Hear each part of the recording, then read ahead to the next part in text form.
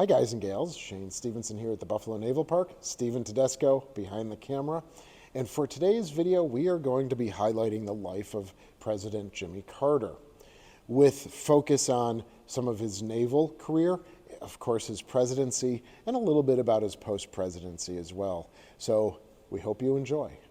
Jimmy Carter's journey began with a strong foundation in service. After graduating from the U.S. Navy Academy in 1946, his first assignment was on the USS Wyoming and then on the USS Mississippi, two dreadnought-era battleships. He was then assigned to the Navy submarine base where he served aboard USS Pomfret 391 and became the XO of SSK-1, the USS Barracuda. He also worked under Admiral Hyman Rickover, contributing to the early development of nuclear propulsion for submarines, a role that honed his leadership and technical skills. He resigned from the U.S. Navy with much trepidation in 1953 when his father died, and he returned to Georgia where he managed his family's peanut farm. His political career started locally, rising to the governorship of Georgia in 1971, where he promoted civil rights and modernized state governments. In 1976, Carter became the 39th President of the United States, emphasizing, again, human rights across the globe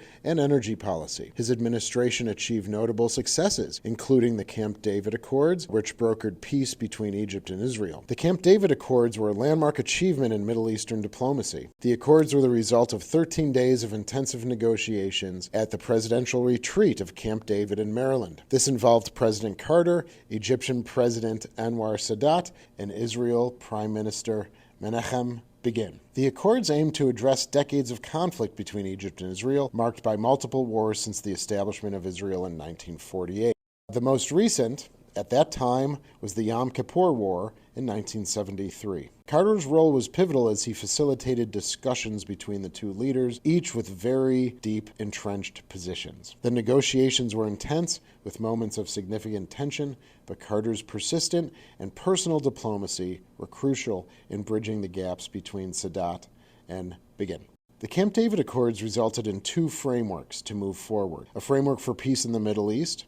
This outlined principles for Palestinian autonomy in the West Bank and Gaza and called for comprehensive peace in the region. The second framework was a framework for the conclusion of the peace treaty between Egypt and Israel. The Camp David Accords solidified Carter's reputation as a peacemaker and highlighted the potential of diplomacy in resolving seemingly intractable conflicts. Despite criticisms and challenges in the broader peace process, the Accords remain a cornerstone of Middle East peace efforts. Also, as president, Carter unveiled the Carter Doctrine, which was a significant foreign policy statement during his State of the Union address on January 23, 1980. This doctrine was a response to the geopolitical tensions in the Middle East, particularly following the Soviet Union's invasion of Afghanistan in December 1979, which heightened Cold War anxieties and threatened U.S. interests in the nation. The doctrine declared that the United States would use military force, if necessary, to defend its national interest in the Persian Gulf. His presidency faced challenges such as the Iran hostage crisis and economic struggles. Despite these difficulties, Carter's post-season years had been marked by humanitarian work and advocacy, earning him the Nobel Peace Prize in 2002.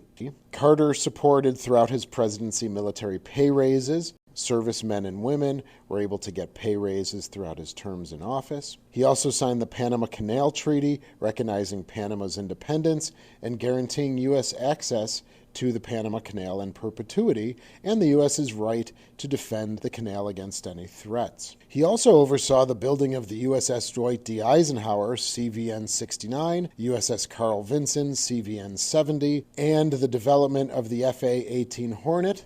He also oversaw the construction of 9 of the first 10 LA-class submarines, the first 3 Ohio-class submarines. His administration invested heavily in the Aegis radar weapons system, the Tomahawk cruise missile, and the first Ticonderoga-class and Arleigh Burke classes were designed under his presidency. President Carter had a hand in the downfall of the USSR and the Eastern Bloc countries.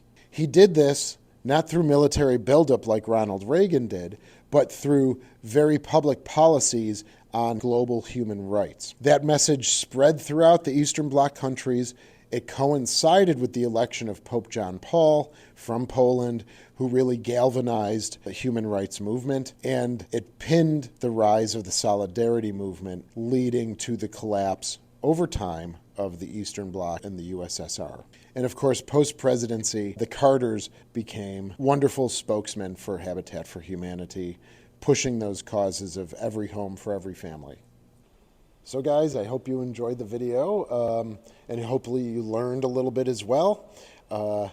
He was a president that, as most presidents do, their presidency is a little muddied, and it becomes clearer over time as we get distant from their term or their terms.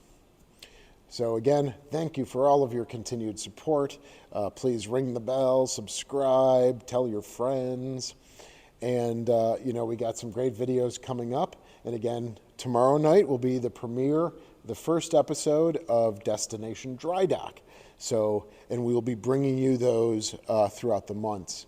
And that's going to be a series for you, and with a lot of, hopefully, good information moving forward. So everyone, from Stephen, myself, thanks for your support, and we'll see you again soon.